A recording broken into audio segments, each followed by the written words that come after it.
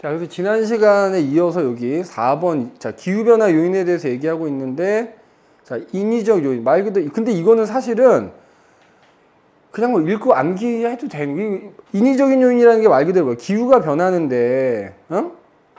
인간 활동에 의해서 기후가 변한다 이거잖아. 어떤 인간 때문에 여러 가지가 달라지면서 기후가 변하게 되는 거지. 자, 첫 번째 뭐야? 사막화가 있대. 사막은 말 그대로 뭐야? 기존 사막 지역이 넓어지는 거지.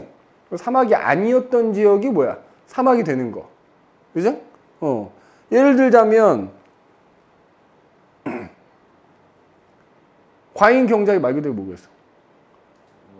쉽게 말하면 그거지. 농사 지을 땅이 없으니까.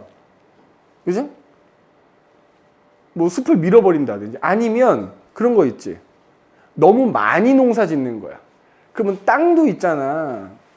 걔가 한계치가 있을 거야. 능력이 있을 거 아니야. 적당히, 그러니까 뭐냐면 농사를 지으면 수확을 하면 뭐 땅을 좀 뒤섞어준다. 좀 땅이 좀 쉬게 하고. 그지? 그리고 또 이래야 되는데 계속 너무 많이 농사 짓는 거지. 그러면 나중에 땅이 스스로 그 재생 능력을 잃어버리니까 더 이상 작물들이 자라지 않게 되니까 뭐 사막으로 변할 것이고. 그 다음에 니네 과잉 방목은 뭐냐면은 그런 거지. 호주나 뉴질랜드 같은 데는 소를 방목해서 키우거든? 근데 그 소가 뭐 이렇게 우리나라에서 보면은 대관령에 목장 가서 보면 또 굉장히 막 수십만, 수백만 마리의 소들 풀어놓고 기르니까 걔네들이 다 풀 뜯어 먹잖아. 거의 황폐화가 돼버려, 땅이. 그런 데는 나중에 풀조차 자라지 않게 돼버리니까 너무 풀을 많이 뜯어 먹으니까 오히려 그런 데 또 사막으로 변한다는 거야. 그죠? 아까도 얘기했듯이 개발한답시고 농사질 땅 혹은 뭐 어떤 도시 만든다고 개발한답시고 숲을 베어버린. 지금 이 순간에도 아마존 같은 경우에는 뭐 여의도 면적의 몇 배씩 하루에도 사라지고 있대잖아. 그죠? 그것 때문에 사막의 면적이 넓어지는데 그럼 뭐가 문제냐? 요거. 반사율이 달라진다. 반사율. 그지? 반사율이 달라진다. 반사율이 어떻게 될까? 반사율이 증가해, 감소해? 감소야.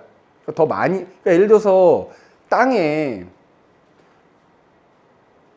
줄어드나? 사막화. 아무튼, 뭐, 그거 뒤에 문제 풀다 보면 아마 나올 테니까, 그러니까 반사율이 달라진다는 얘기는 반대로 흡수하는 게 달라지는 거거든. 그럼 당연히 그것 때문에 어떻게 돼? 뭐 예를 들어 많이 흡수하면 지표면이 또 복사 에너지 많이 방출하고, 그러면 온실효과에서 많이 되돌아가니까 기온이 올라갈 거고, 그죠? 반대로 또 반사를 너무 많이 시키게 되면은 기온 내려갈 거고. 그러니까 반사율이 달라진다는 게 중요한 거야. 사막화에 의해서 반사율이 달라진다. 응? 반사율. 그 결과 식생 변화 또는 식생 변화라는 거 이제 뭐야? 그러니까 예를 들어 사막이 아니었던 지역이 사막이 돼버리면 식물들이 잘 자라던 애들이 못 자랄 거고, 그지? 그런 게 이제 식생 변화가 되는 거고. 그러면 결과적으로 이제 반사율이 달라지니까 기후 변화까지 나타나게 된다. 그지? 그 다음에 뭐 도시화. 그지? 도시화. 말 그대로 뭐지? 특히 이제 도시 같은 걸 짓는다 그러면 아스팔트 같은 거 덮어버리잖아. 도로도 만들어야 되고, 거기에 건물도 지어야 되고 하니까, 그것 때문에 여기 보면 지표 환경 달라진다. 그지? 특히 대도시들은 빌딩들이 많이 돼 있다 때문에 소위 말하는 열섬 현상. 열이 빠져나가지 않고 그 빌딩 주변에 다 모여 있는 거지. 그럼 거기만 또 기온이 더 올라가는 거야. 강남 같은 데 가보면 어때? 다른 데보다 더 덥거든? 그 열섬 현상. 그 빌딩들 많고 이런 데는 열섬 현상 같은 게 열돔이라 그래가지고 뜨거운 공기들이 빠져나가지 못하고 이렇게 모여 있단 말이야. 그런 거 나타난다. 그죠? 자, 그 다음에 대기 중 에어로졸 증가는 뭐냐면 아주 미세한 입자라고 생각하면 되는 거야. 그게 이제 대부분 뭐야? 이 화석연료 사용하거나 아니면 이런 자동차들, 매연 이런 거에 의해서 이제 에어로졸이 생기게 되는데, 그지? 자, 걔는 그게 공기 중에 들어있으면 일종의 응결핵 역할을 해서 구름이 많아지게 돼. 그럼 구름 많아지면은 반사율이 증가돼. 그리고 그 자체로도 반사율이 그러니까 결과적으로 반사율이 늘어나. 공기 중에 에어로졸이라는 게 결국 인간 활동 때문에 많아지거든. 많아지면 결과적으로 반사율이 늘어나면서 반사율이 늘어나면 오히려 지구의 기온이 낮아지는. 그지? 그 다음에 이제 제일 큰 문제는 뭐야? 요거. 온실가스가 많아지는 거. 뒤에 가면 이제 온실효과에 대해서 따로 나오게 되는데, 특히 이제 화석연료를 과도하게 사용하다 보면 대표적인 온실기체가 뭐야? 이산화탄소거든? 공기 중에 이산화탄소가 많아지면, 그지? 많아지면 그것 때문에 온실 효과가 더 많아지게 되고, 그럼 결과적으로 지구의 평균 기온이 점점점 올라가는, 그지? 지구 온난화 현상이 나타나게 된다는 것이, 그지? 온난화를, 이거 뒤에 온난화는 따로 나올 겁니다. 대표적인 온실기체로 이산화탄소, 메테인 뭐 이런 거가 있어. 그래서 밑에 설명 나와 있지만 이산화탄소 같은 경우에 보통은 이제 대부분 화석연료 사용 때문에 많이 발생을 하고요. 메테인은 아까 얘기했듯이 뭐야? 가축. 이게 호주나 뉴질랜드 같은 데서는 수십, 수백만 마리의 그 소 같은 것들 방목한다 그랬잖아. 그러니까 사막화가 촉진되기도 하고 또 걔네들이 풀 뜯어먹고 방귀 뀌잖아. 그 성분이 메테인이라. 그래서 그런 것들 때문에 메테인 농도가 또 증가. 이게 대표적인 온실가스야. 근데 사실 메테인이 더 무서운 놈이라고는 하지. 온실가스에 기여하는 바가 훨씬 크긴 하대. 그지? 그래서 어쨌든 이런 것들. 결국에는 지구 온난화를 유발해서 기후를 바꿀 수 있다. 뭐 이런 얘기니까 여기 그냥 한번 읽어보시면 되겠고요. 인위적인 요인은. 자, 그러면 이제 방금 얘기했던 지구 온난화에 대한 얘기를 한번 해보자. 그지? 지구 온난화. 자, 그럼 지구 온난화라는 걸 이해하려면 우선 우리가 복사평형이라는 거에 대해서 얘기해야 돼. 복사평형. 또는 열수지 평형 이렇게 얘기하거든. 지구 열수지 평형.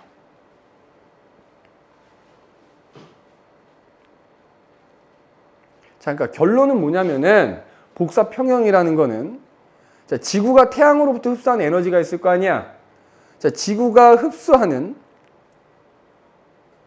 태양 복사 에너지가 있을 것이고, 그럼 결국 그 태양 복사 에너지로 인해서 지구의 기온이 올라가면 또 지구가 우주로 방출하는 지구 복사 에너지가 있는데, 그게 결국에 어떻다는 거야? 평형을 이룬다는 거야. 흡수하는 것과 방출하는 게, 아이고, 같다 이 말이야, 같다. 지구 전체적으로는 이게 서로 그 양이 서로 같더라는 거. 이게 그냥 복사평형이야, 따지면. 여기 보면 나와 있지.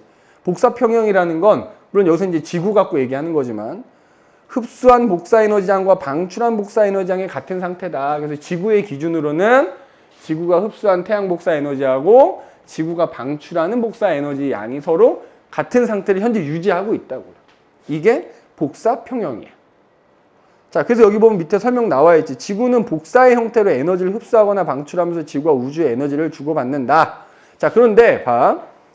우리가 흡수하는 이 태양 복사 에너지에는 그러니까 그 에너지 이제 파장으로 따지면 이제 뭐 가시광선도 있고 적외선도 있고 자외선도 있고 뭐 다양하게 들어 있거든. 그런데 니네 그 방학 때 천체 하면서 내가 얘기했던 것 같은데, 그러니까 온도가 높은 애들은 다양한 파장의 복사 에너지 방출을 하거든. 그러니까 태양은 지구에 비해서 온도가 높으니까 다양한 파장이 들어있다고.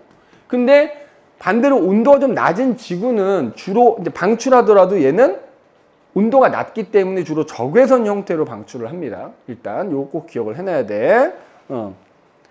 근데 어쨌든 중요한 건 현재 그게 지구가 복사평형을 이루고 있다는 거야. 자, 그래서 요 그림이 굉장히 중요하거든. 자, 요 그림이 굉장히 중요한데 잘 봐. 그 복사평의 원리를 살펴보는 거야. 야, 지구에 이제 들어오는 태양 복사 에너지 양이 있을 거 아니니? 그걸 우리가 이제 100이라고 보자, 100. 그러니까 상대값으로 표현하는 거야.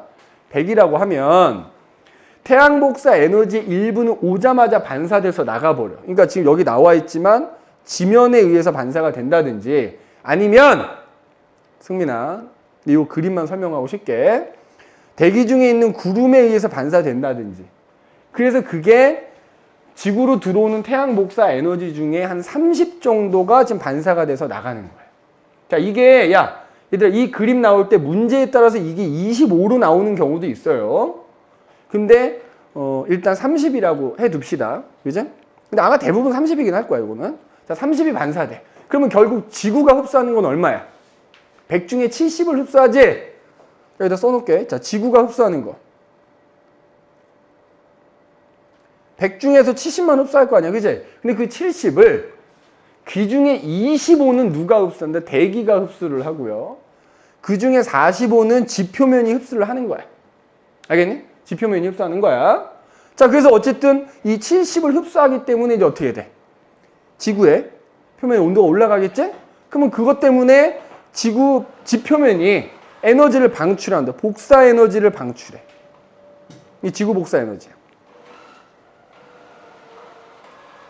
그런데 그 지구 복사 에너지 중에 일부는 대기 중에 흡수되지 않고 그대로 나가버리는 거야.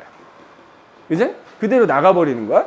근데 지표면이 방출한 지구 복사 에너지의 대부분은 대기가 그걸 다시 흡수를 해버린다는 거야.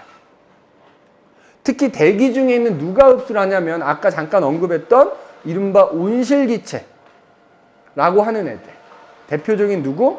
이산화탄소와 메테인. 이런 애들이 지표면에서 방출되는 지구 복사 에너지의 대부분을 흡수해버려.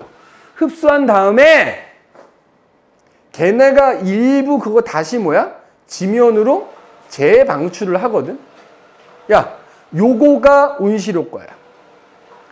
대기 중에 있는 온실기체라는 애들이 지표면에서 방출한 지구 복사 에너지의 대부분이지. 대부분을 흡수해서 일부는 지면으로 다시 되돌려 보내거든. 요게 이른바 온실효과입니다. 온실효과. 그리고 그 대기가 흡수한 지구 복사 에너지 또 일부는 어떻게 돼? 우주로 내보내는 거야. 우주로. 자, 그러면 봐. 여기 지금 숫자들이 써 있거든. 사실 이 숫자를 외우면 좋기는 해.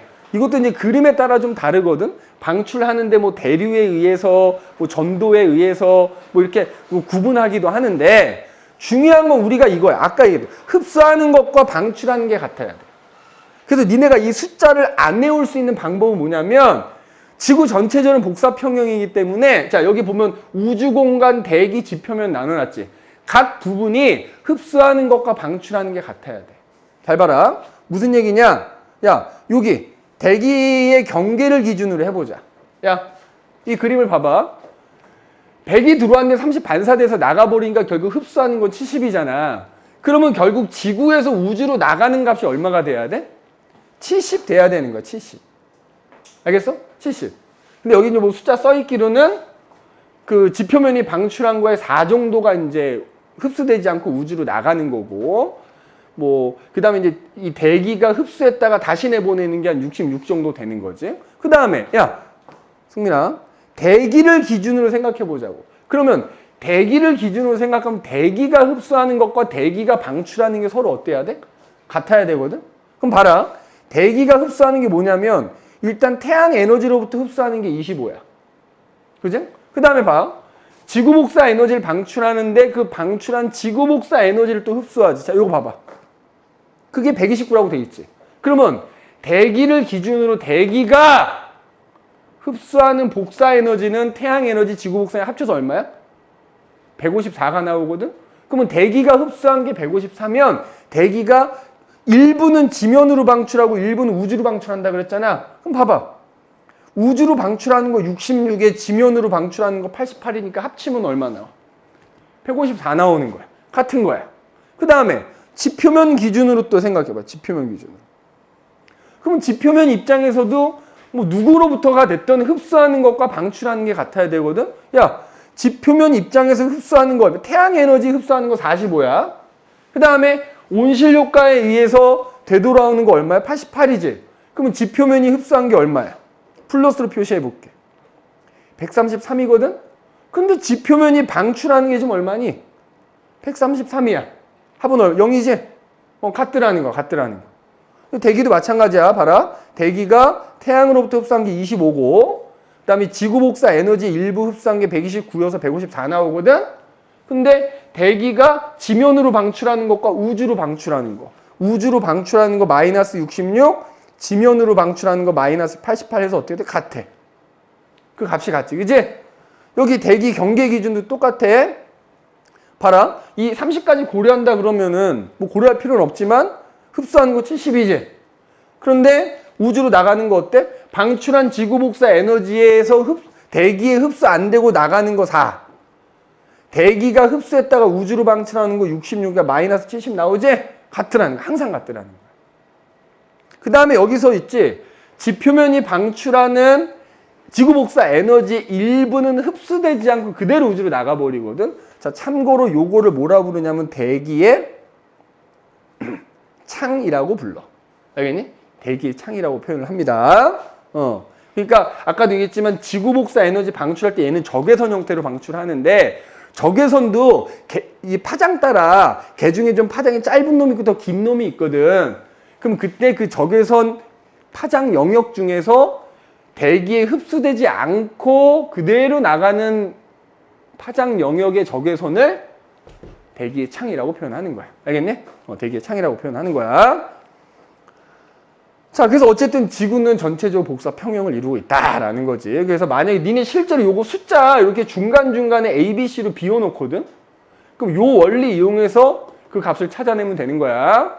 지면 기준, 대기 기준, 대기 경계 기준으로 항상 흡수하는 것과 방출하는 것은 같아야 된다라는 거 이용하면 그 값이 얼마인지 외우지 않아도 알 수 있고요. 외워두면 더 좋고. 알겠니? 133, 129, 88, 66 뭐 이거 외워두면 훨씬 편하긴 합니다. 자, 내 그림까지만 설명한다 했으니까 잠깐 쉬었다가 그 뒤에 이어서 합시다. 있나라 있나? 있나? 자, 별로 안 어려서 이거 팍팍 넘어가야 되는 데인데. 자, 그래서 이제 요거 얘기했잖아, 그죠?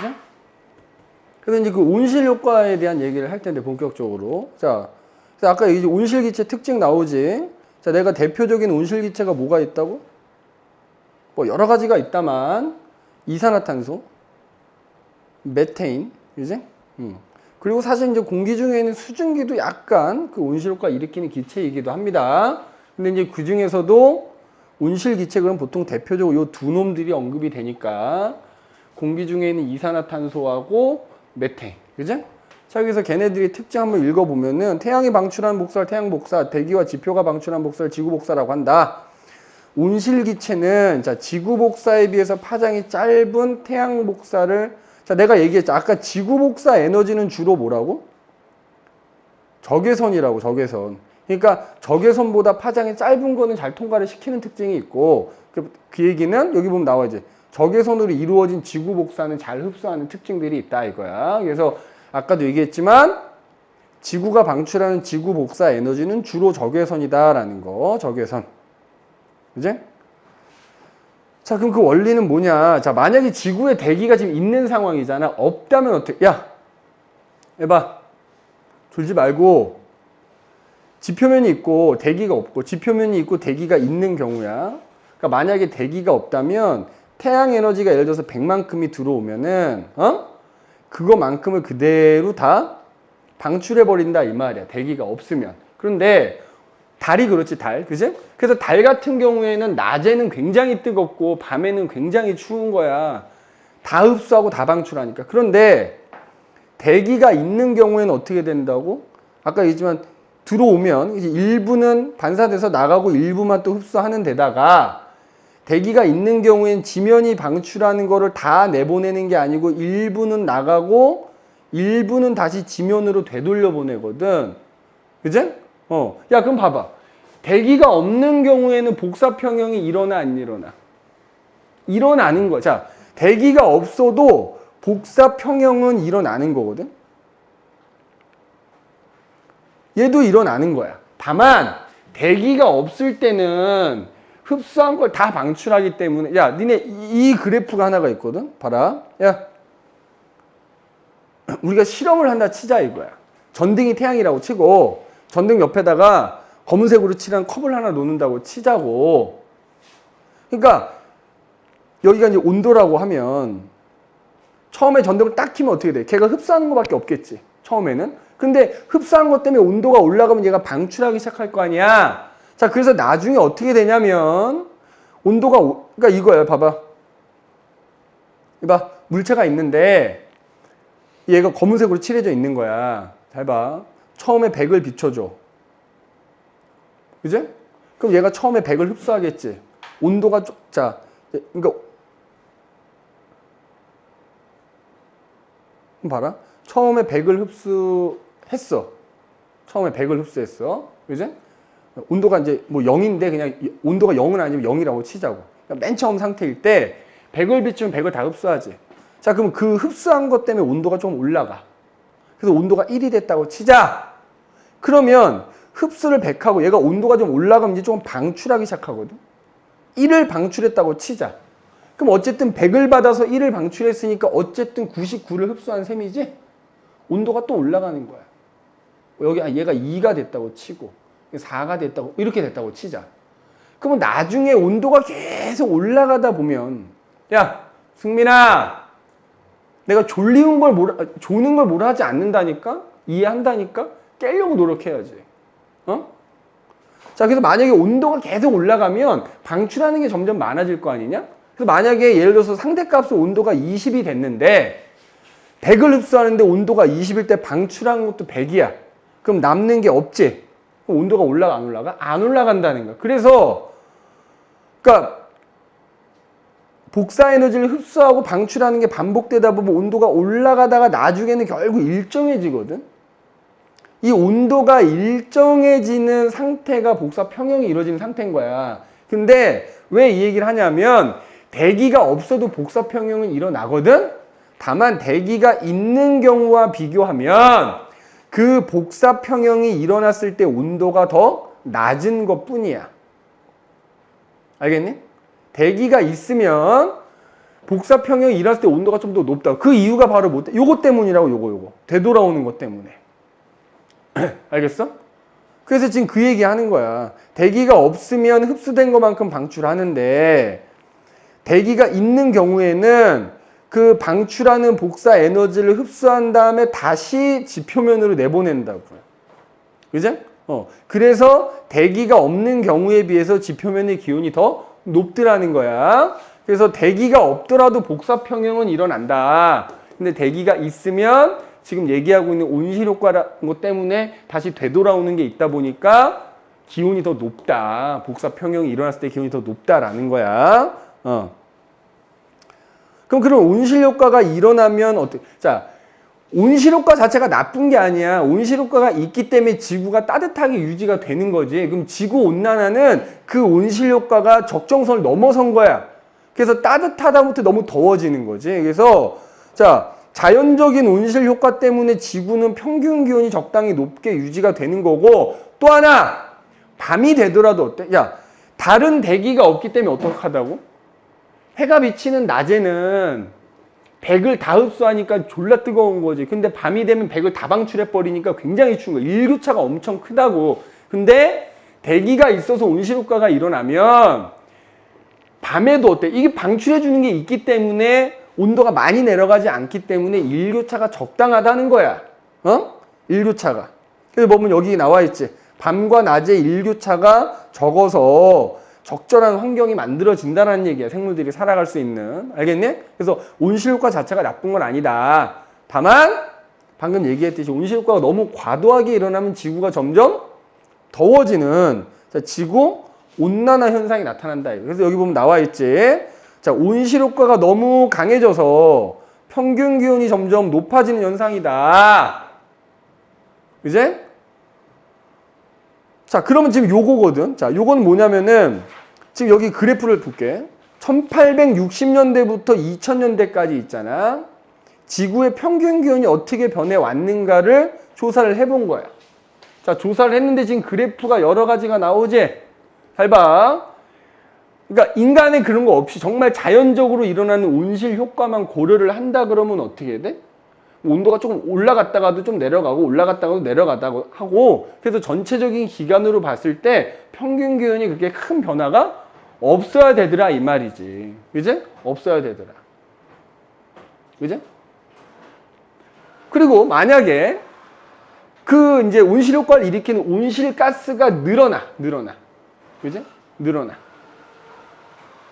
그러니까 정말 인간 활동에서 다른 거는 아무 변화가 없고 온실가스만 늘어나는 경우에는 뭐 과거치는 그렇고 이제 과거에서부터 여태까지 온실기체가 계속 늘어났다라고 가정을 하면은 지구의 평균 기온은 계속 이렇게 올라가는 걸로. 그지? 굉장히 많이 상승하는 걸로 지금 나와 있다 이거지. 그런데 자연적으로 모두 일어나니? 태양활동의 변화도 일어날 거고 화산활동도 일어나고 있을 거고 이런 여러 가지를 고려했을 때는 평균 기온이 어때? 이런 식으로 지금 증가하는 경향을 보이더라는 거지. 근데 어찌됐건 간에 근래 들어서 어때? 급격하게 지구의 평균 기온이 올라가는 경향을 보이고 있더라 이 말이야. 알겠네?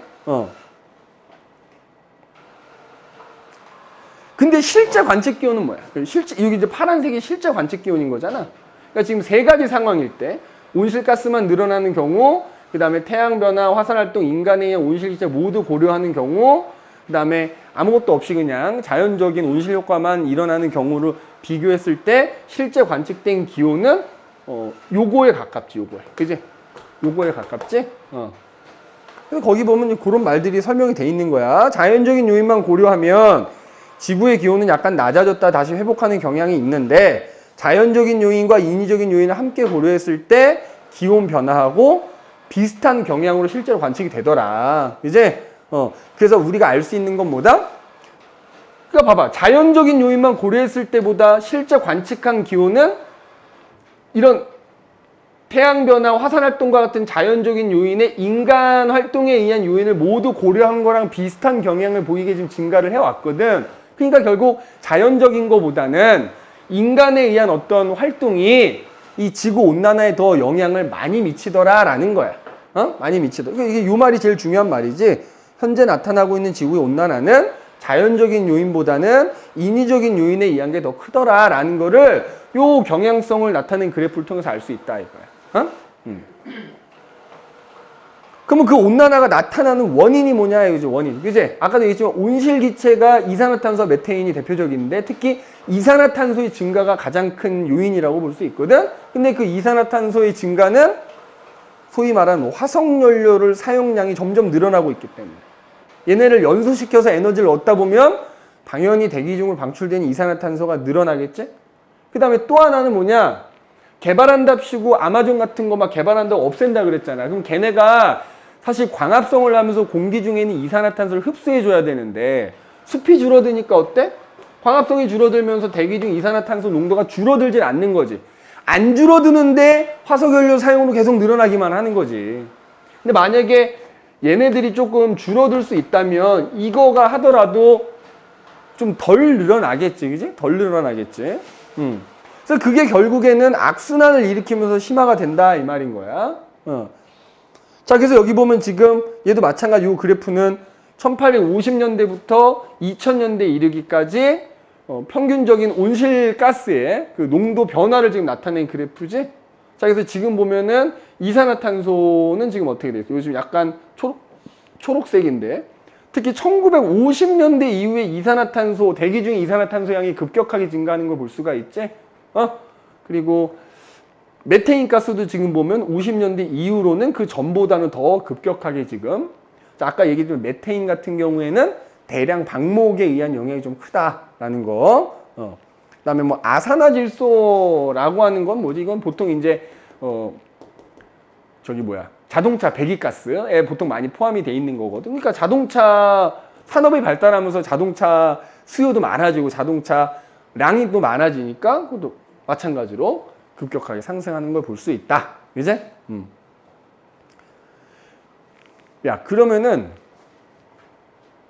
아니다. 뭐 요거까지는 그지? ppmv, bv 그지? 뭐 양으로 따지면 어쨌든 이산화탄소가 제일 많다. 왜냐면 여기 지금 숫자로 380이라고 돼 있는데 얘는 지금 메테인 같은 게 요쪽 숫자를 읽어주는 건데 1800이니까 뭐 숫자만 보면 얘가 좀 높아 보이긴 하는데 아무튼 뭐 이 숫자까지는 신경 쓸 필요는 없고 하여튼 온실가스가 계속 증가하는 경향을 보이는데 근래 들어서 급격하게 증가하는 경향을 보인다라는 걸 나타내 준 그래프고. 자, 그래서 여기 보면 봐봐.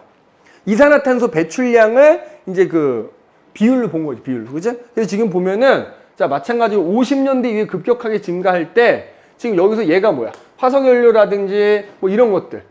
그러니까 주로 화석연료 사용에 의해서 늘어나는 게 대부분을 차지하고 있다는 얘기지. 뭐 산림이나 기타 토지를 이용하면서 발생한 이산화탄소 양이 늘어난 거에 비해서 화석연료 사용해서 늘어난 게 훨씬 대부분을 차지한다라는 거지. 그죠? 그러니까 과거에는 오히려 산림이나 이런 토지를 이용하면서 발생한 이산화탄소의 비율이 어때? 야, 이 전체가 100%라고 하면 이산화탄소 배출량의 절반 이상이 산림 및 기타 토지 이용이었는데 지금 2000년대 들어서는 이산화탄소 배출량 전체 중에 대부분을 차지하는 게 화석연료 사용 때문이다라는 거죠. 이제 그래프만 해석을 잘 해주면 됩니다. 여기는. 자, 그래서 이제 요게 중요해. 지구 온난화의 여러 가지 원인인데 아까도 얘기했지만 지구 온난화가 악순환을 일으키면서 점점 더 심해진다라고 얘기했었잖아. 그래서 니네 요 그림을 잘 봐둬야 돼. 자, 잘 봐. 뭐 여러 가지 원인에 의해서 봐봐. 지구 이제 온난화를 유발하는 이산화탄소가 늘어나, 그지? 자, 뭐 때문에? 자, 화석연료 사용이 늘어나고, 그 다음에 숲이 파괴되고, 그지? 이런 거, 이산화탄소가 늘어나, 그지? 자, 늘어나. 그럼 이산화탄소가 점점 늘어나다 보니까 지구가 점점 더워지는 지구 온난화가 일어나네? 맞지? 그럼 지구 온난화가 일어나서 지구의 평균 기온이 높아지면 그것 때문에 어떻게 돼? 바닷물의 온도가 상승하겠지? 그럼 원래 공기 중에 있는 이산화탄소는 바닷물이 좀 녹아야 되는데 녹아서 줄어드는 것도 있는데 기본적으로 기체는 있잖아. 그 물에 녹을 때 물의 온도가 낮을수록 많이 녹는단 말이야. 근데 지구 평균 기온이 올라가서 바닷물의 온도가 올라가면 그 바닷물에 녹는 이산화탄소 용해율, 녹는 비율이 줄어들어. 그럼 결과적으로 대기 중에 많이 남아있으니까 그로 인해서 또 대기 중에 이산화탄소가 많아지는 거지. 더 더해지는 거야. 그 다음에 지구의 평균 기온이 올라가서 빙하의 면적이 감소한다? 그지? 야, 감소해. 그러니까 빙하로 덮였던 지역이 빙하가 사라져 버리는 거지. 그럼 원래 빙하가 덮여져 있으면 태양 에너지를 반사를 많이 하는데 빙하가 없어지면 어떻게 돼? 반사보다는 흡수가 많아지기 때문에 반사율이 감소하니까 또 그것 때문에 지구 기온이 또 더 올라가. 악순환인 거잖아. 지구의 평균 기온이 올라갔더니 빙하 면적이 줄어들면서 결과적으로 지구 온도가 또 더 올라가. 그 다음에 평균 기온이 올라갔기 때문에 바닷물이 뭐야? 야, 바닷물이 증발하는 게 또 많아지겠지. 바닷물이 증발하는 게 많아지면 공기 중에 수증기가 많아지면, 그제? 근데 이 수증기도 결국에는 뭐의 일종이야? 온실가스의 일종이거든. 이산화탄소나 메테인만큼은 아니지만 그러니까 온실 효과를 유발하는 애기 때문에 지구의 평균 기온이 올라가서 증발량이 많아져서 대기 중에 수증기가 늘어나면 또 결국 그게 또 온실 효과를 더 심화시키기 때문에 평균 기온 또 올라가는 거야. 그러니까 지금 뭐 이쪽으로 보나 얘네 때문에 이제 만약 시작됐다 하더라도 결국에는 악순환이 된다 이거지. 그래서 점점점 지구 온난화가 심해지고 있다. 그러니까 우리가 이제 가장 중요한 거는 우선적으로 할 수 있는 건 화석연료 사용을 제일 줄이는 게 가장 급선무가 되겠지, 그제? 그래서 여기 보면 이제 설명이 나와 있지. 지구 온난화의 영향으로, 그제?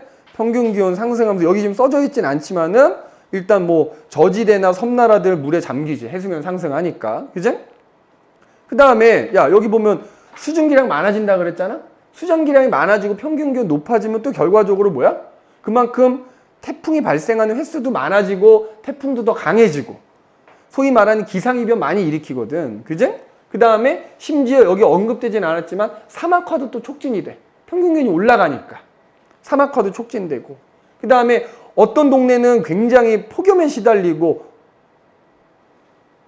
어떤 동네는 비가 겁나 많이 오는데 어떤 동네는 또 비가 안 오고 전 지구적으로 막 어떤 나라 막 폭우가 내려서 홍수가 발생하는데 지구 반대편에 있는 어떤 나라는 막 심각한 지금 유럽이 난리래잖아. 유럽이 지금 막 강바닥이 다 말라갖고 독일의 유명한 라인강 같은 경우 막 강바닥이 마르고 그다음에 무슨 헝가리에 있는 다뉴브 강인가 거기는 강바닥이 말라가지고 2차 세계대전 때 가라앉았던 전함들이 막 발견되고 막 그런 데잖아. 그런 게 심해지는 거야 점점점. 그 다음에 평균 기온이 올라가니까 소위 말하는 열대성 질병도 늘어나. 대표적인 게 뭐냐? 말라리아 같은 거거든. 그제? 그러니까 우리나라 같은 경우도 원래는 열대지방이 아니니까 말라리아가 발생하더라도 그게 많지 않았는데 점점 더워지면 어떻게 돼? 말라리아를 유발하는 모기들이 더 활기를 치니까 말라리아 환자 수도 늘어나고 이런 식으로 질병도 확산되고 당연히 가뭄이 지속되니까 물 부족 현상 나타날 수 있을 것이고 여러 가지 환경 오염에 의한 또 인명 피해 발생시킬 수 있다. 그 다음에 자 기후대가 변화. 그러니까 우리나라 같은 경우도 점점 더워지니까 우리나라 온대지방인데 기후가 점점 아열대 기후로 바뀌어가는 거야. 맞지? 그래서 그것 때문에 생태계 교란이 일어나면서 예를 들어서 곡물 생산량이 줄어들거나 토착종이 없어질 수 있고 그 다음에 뭐 그런 거 있지. 아까 뭐 식생 변화가 일어나가지고 예를 들어서 바나나가 우리나라 같은 경우에 그나마 제주도 쪽에서만 조금 재배가 가능했는데 그 바나나를 재배할 수 있는 지역이 점점 북상한다 그러지? 더 고위도에서도 바나나를 재배할 수 있게 되고. 그러니까 그러면 결국에는 뭐야? 바나나 재배 면적이 넓어지면 반대로 원래 우리가 기르던 작물들은 못 기르는 상황이 될 수 있는 거잖아요. 그러니까 토착종이 없어지고 뭐 이런 거. 그래서 환경뿐만 아니라 그런 것 때문에 여러 가지 사회 경제적인 분야에 심각한 영향을 준다라는 거야. 자, 그 다음에 이제 보면 지구온난화 시나리오는 뭐냐면, 그러니까 지금 이산화탄소가 가장 큰 영향을 끼친다 그랬잖아요. 그 이산화탄소가 배출되는 추이에 따라서 어떻게 될 것인가를 예상을 한 거지. 예상을 한 거지. 그지? 자, 그래서 여기 보면 뭐 RCP 뭐에서 숫자 나와 있잖아요. 보면은 RCP 2.6이라는 것은 이산화탄소를 정말 최소한으로 줄였을 때, 줄였을 때 앞으로의 평균 기온이 어떻게 될 것이냐 이거고, RCP 8.5는 현재 기준으로.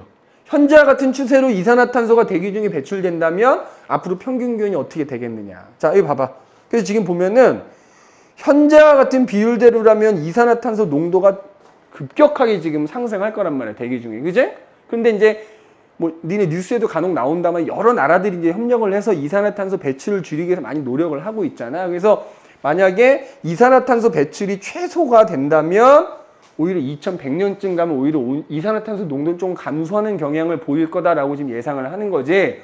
그럼 그랬을 때 평균 기온은 어떻게 되겠냐 이거지. 현재와 같은 추세로 간다면 평균 기온은, 자 봐봐. 기온 편차가 플러스라는 건 기온이 상승한다는 뜻이거든. 상승치가 거의 4도 이상 육박한다는 얘기지. 근데 아까도 얘기했지, 이산화탄소 배출을 최소로 억제를 하게 되면은 평균 기온이 어떻게 돼? 물론 지금까지 많이 높아졌지만 더 높아지지는 않는 경향을 보일 것이다 라고 예상을 한다라는 거야.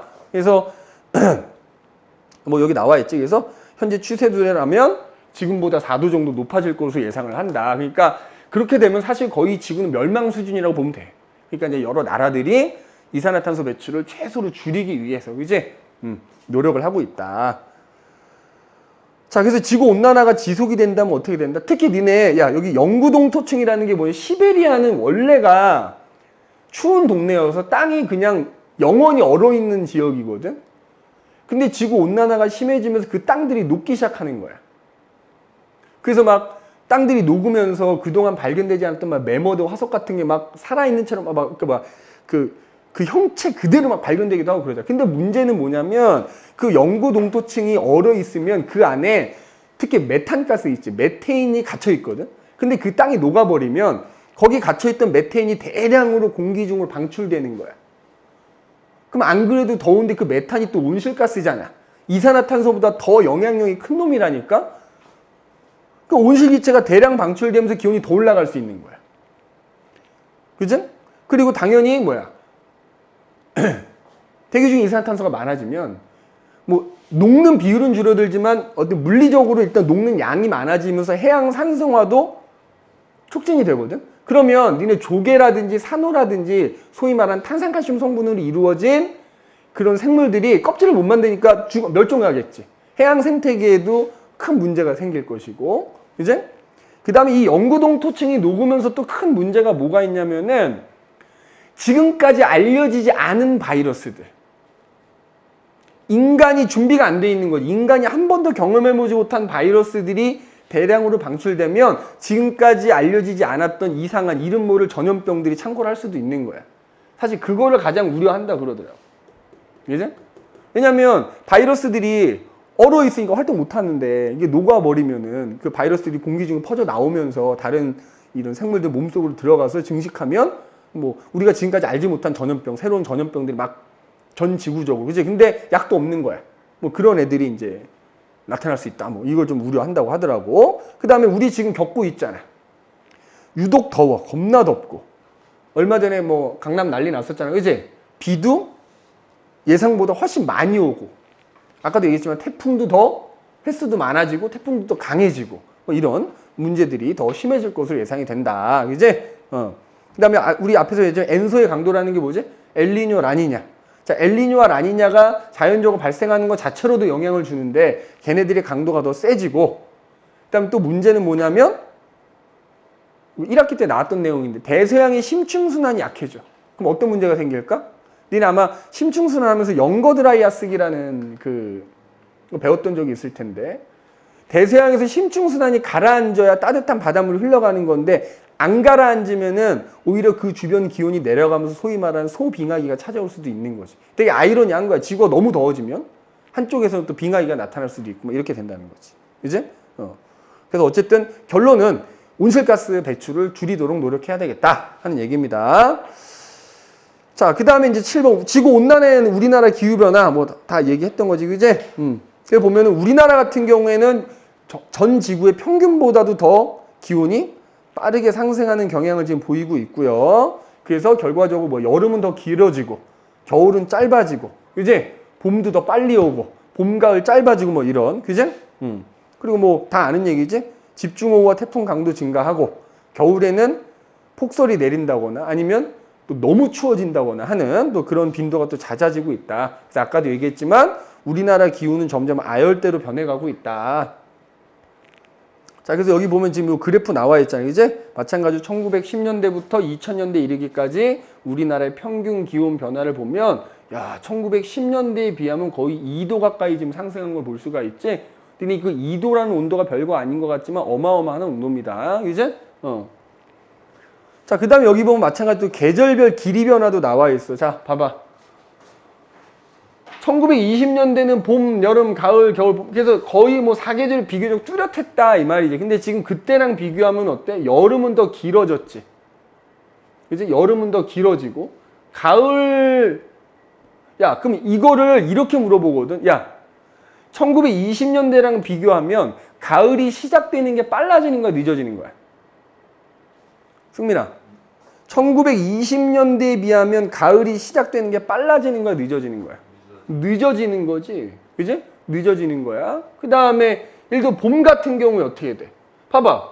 1920년대는 한 2월 달부터를 봄이라고 봤다면 지금은 어때? 오히려 12월 말부터, 그러니까 봄은 빨라지는 거지. 가을은 늦어지고 봄은 빨라지고 여름의 길이 길어지고, 그지? 겨울 지금 어떻게 돼? 거의 없지. 거의 없다고 보는 거야. 그지? 겨울 거의 없다고 보는 거지. 그러니까 현재가 아니라 2090년대 이 상태로 가면 2090년대는 우리나라는 4계절이 뚜렷한 나라가 아니라 3계절만 있는 거지. 이제 지금은 이제 뭐 요 사이쯤 되겠지. 이제 어쨌든 그래서 만약에 얘랑 비교하면 현재가 아니구나. 2090년대니까 1920년대랑 2090년대랑 비교하면 가을이 시작되는 건 늦어진 거고 봄이 시작되는 건 더 빨라진 거고 그다음에 겨울은 아예 없어지게 되네. 그지? 지금 이 상태로 간다 그러면 이 그래프만 좀 해석해 주시면 되고 그래서 나머지 밑에 요것도 보면은 그 지구 온난화가 지속되었을 때 한반도 예상 모습 이렇게 나와 있지 뭐 이런 거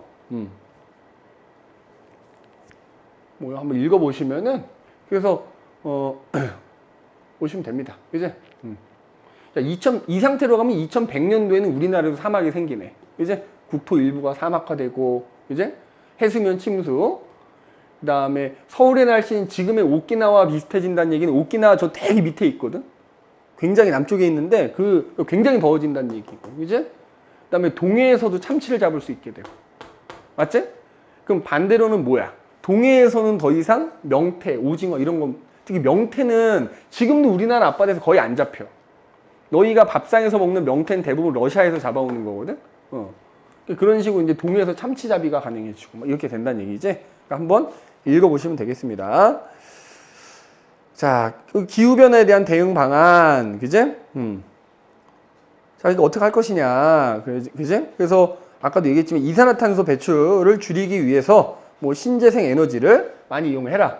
그치? 야, 우리나라 같은 경우에 특히 화석 연료를 어디에 많이 사용하냐면 니네 전기 있지. 전기를 아껴 써야 되는 이유 중에 하나가 뭐냐면 우리나라에서 생산하는 전기의 거진 3분의 1을 화력발전으로 만들어냅니다. 그 화력발전이라는 게 석탄 이용하는 거거든. 그지? 그러니까 그런 전기를 생산하기 위해서 화력발전의 비중을 좀 줄이고 대신에 화석연료를 사용하지 않는 신재생 에너지 같은 것들을 개발을 하고 사용을 확대를 하고 있다 이거지. 그지? 그 다음에 또 하나. 요거는 이제 내신에서 종종 나오는 걸로 알고 있는데 이산화탄소를 포집한다라는 게 모은다는 거야.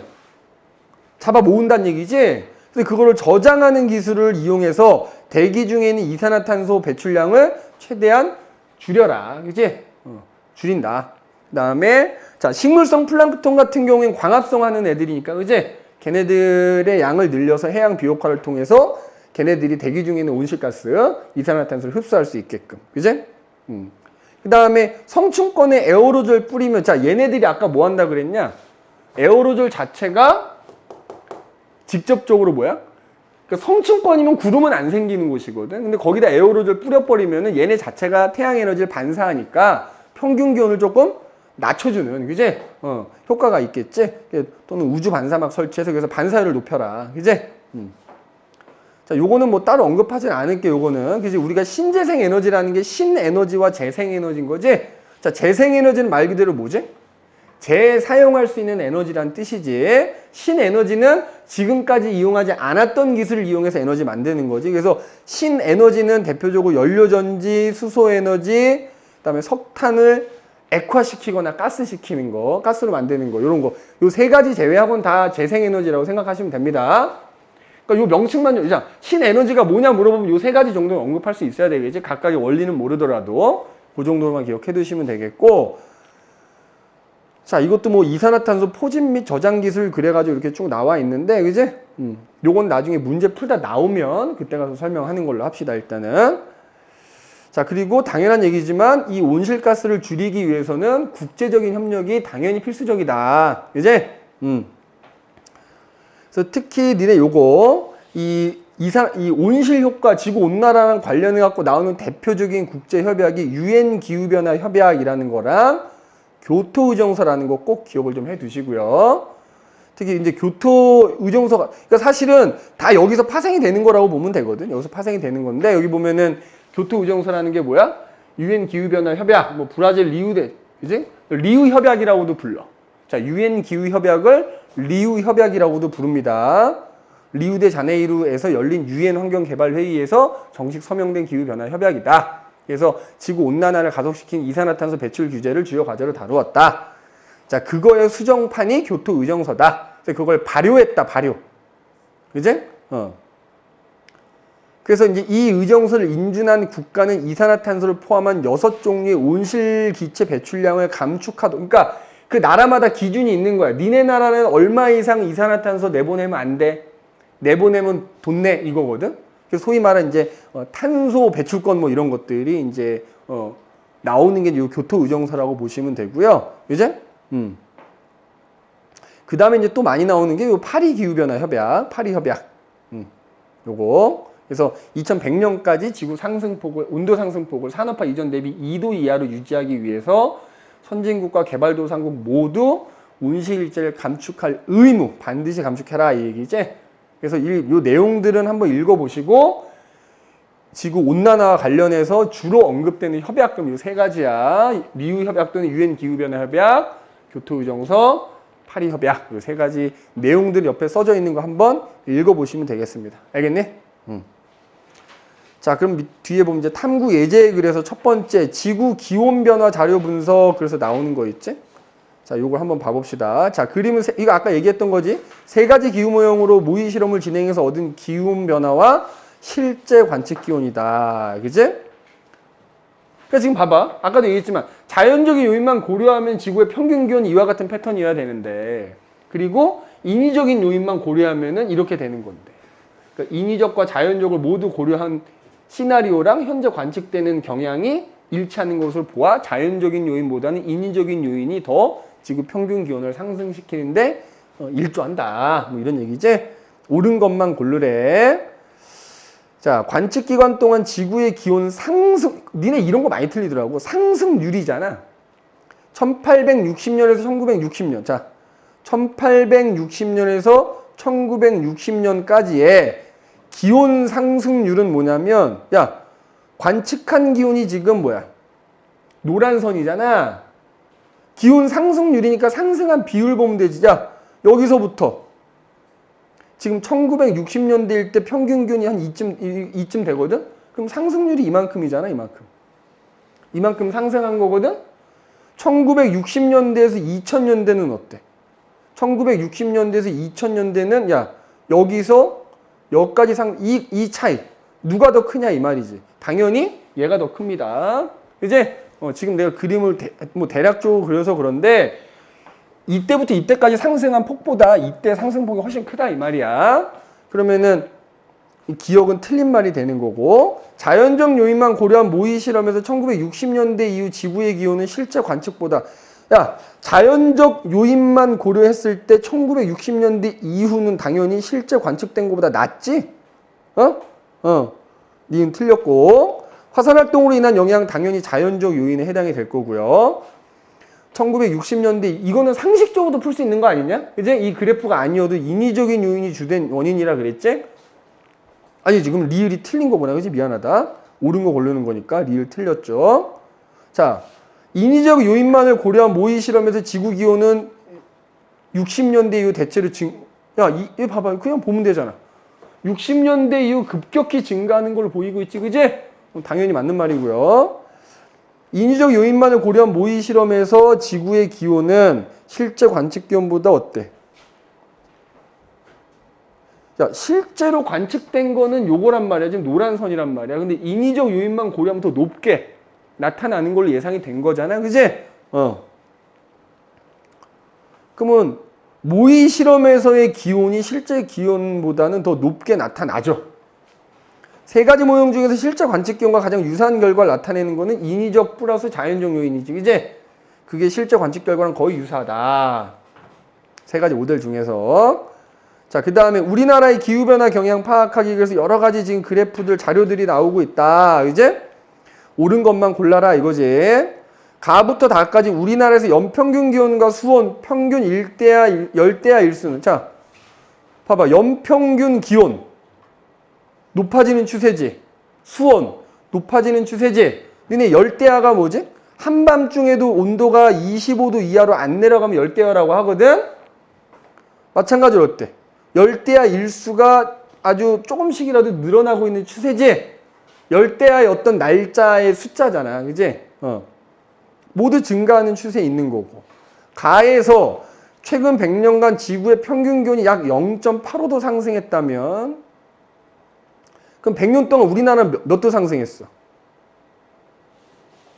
야, 거의 2도 상승한 거 아니야? 지금 12도에서 14도니까 당연히 지구 평균보다 높더라는 거지. 우리나라가 지구 전체보다 높더라. 자, 라에서 50년간 비 내리는 날짜에서 강수일수에서 호우일수 뺀 값. 야, 강수일수는 뭐고 호우일수는 뭘까? 강수는 단순히 비 내린 날짜고 호우는 비 졸라 많이 온 날짜고 이렇게 되는 거지. 맞아? 그럼 지금 봐봐. 호우일수 추세는 늘어나고 있고 비 내리는 날 자체는 점점 줄어들고 있거든. 그 얘기는 뭐지? 비가 더 적게 오는데 올 때 겁나 많이 온다는 얘기가 되는 거지. 그러면은 야, 어디 갔어?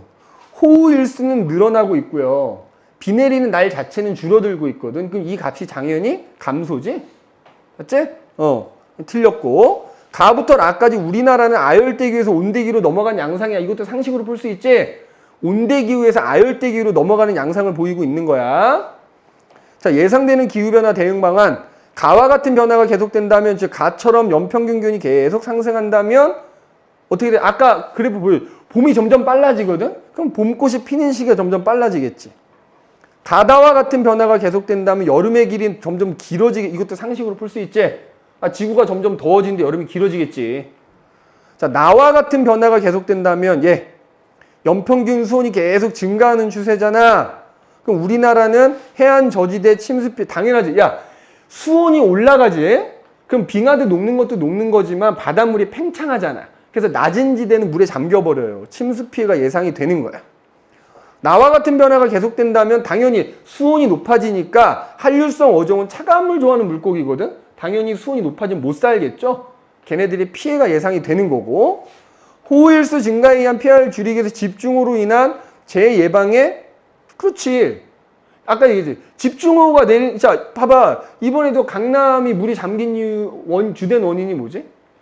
이 빗물이 내리면 빗물이 빠져나가는 그 길들이 있을 거 아니야. 걔네들이 용량이 있는데 그거를 초과하는 비가 왔기 때문에 잠긴 거거든. 그러니까 그런 어떤 재해 예방에 뉴스에 뭐 많이 나오잖아. 그 강남에 있는 어떤 빌딩은 차수막인가 설치해가지고 막 이 정도 높이까지 물에 찼는데 그 빌딩만 멀쩡하고 막 그러잖아요. 그러니까 그런 거에 힘써야 된다. 이제 지구 온난화가 지속된다면 피해 증가 당연한 얘기죠. 이제 이렇게 되겠다.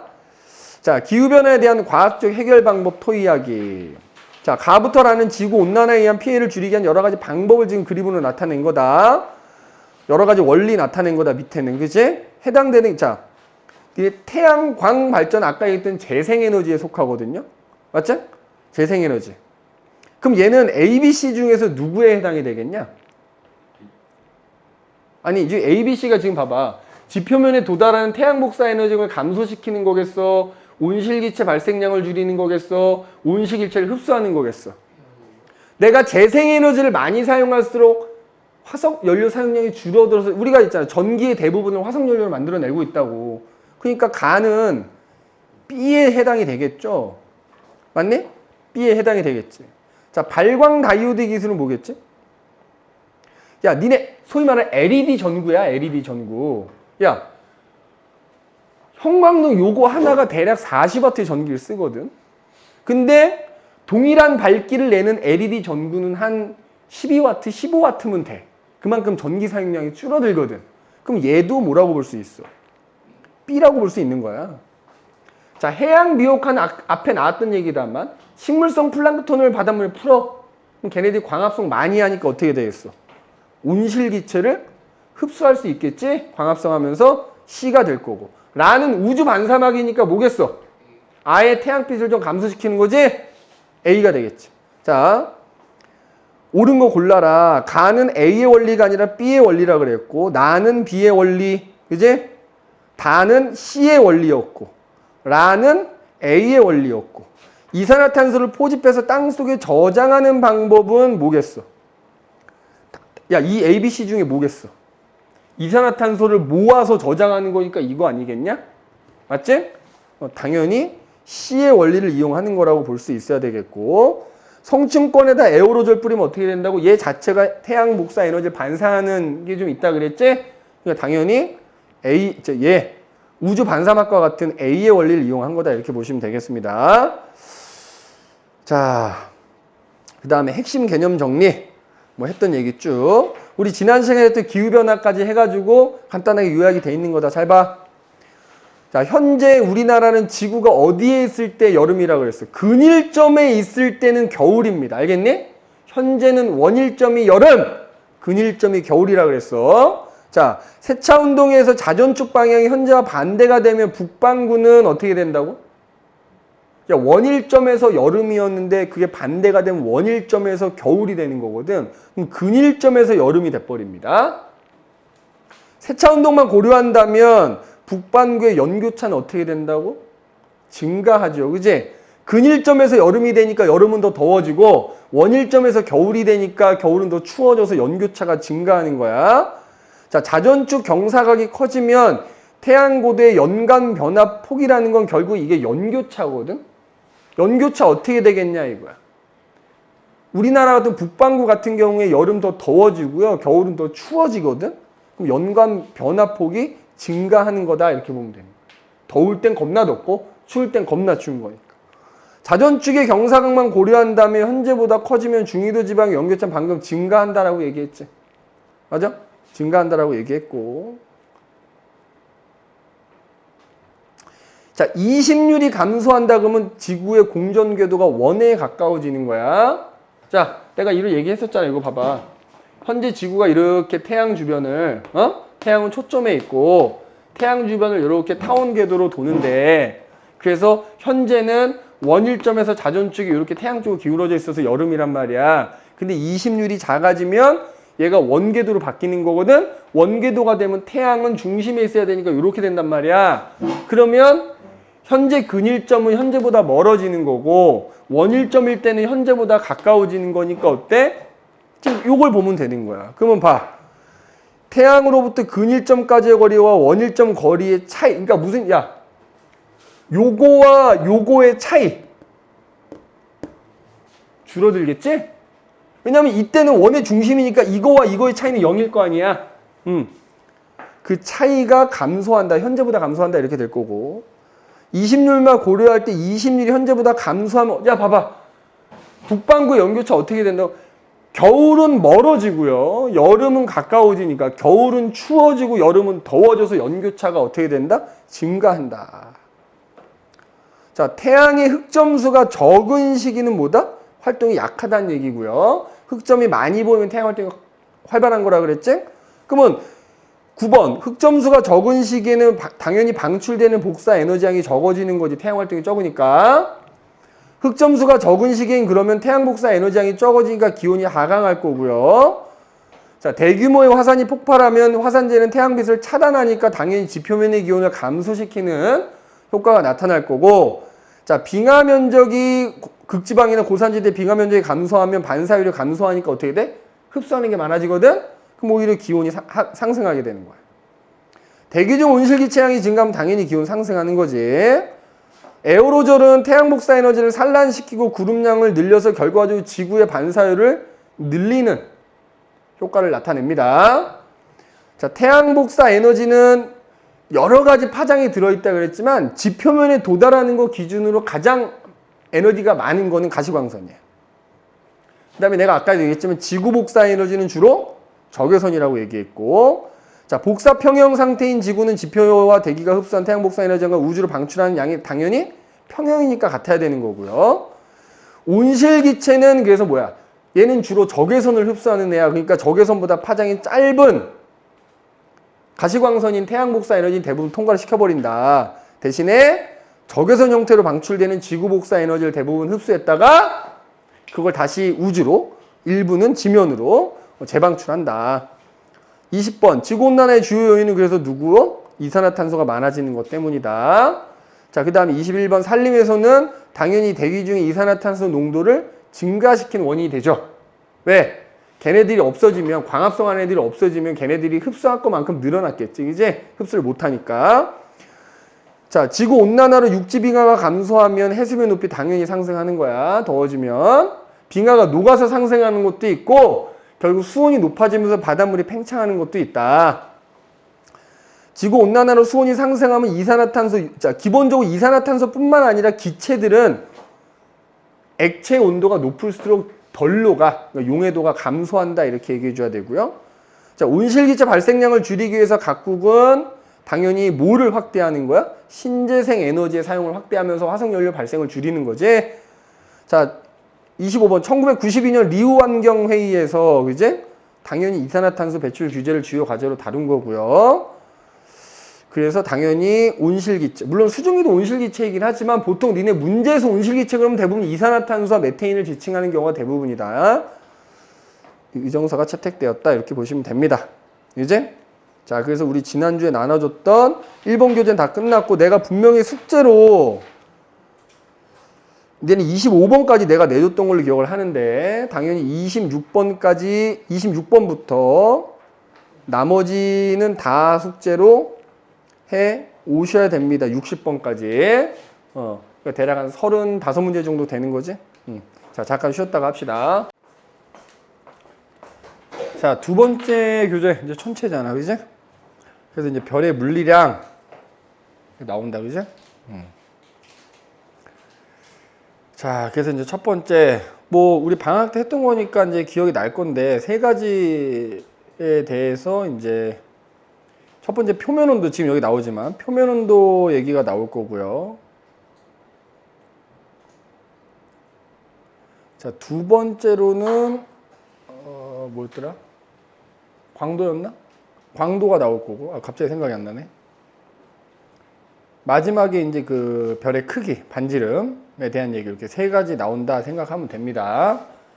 근데 결국엔 이 반지름을 구하기 위한 과정이다라고 생각하면 돼. 자, 그래서 이제 첫 번째, 일단 별이라는 게 뭐야, 별? 우리가 보통 스스로 빛을 내는 천체를 별이라고 하지. 다른 말로는 그래서 항성이라고도 하지, 항성.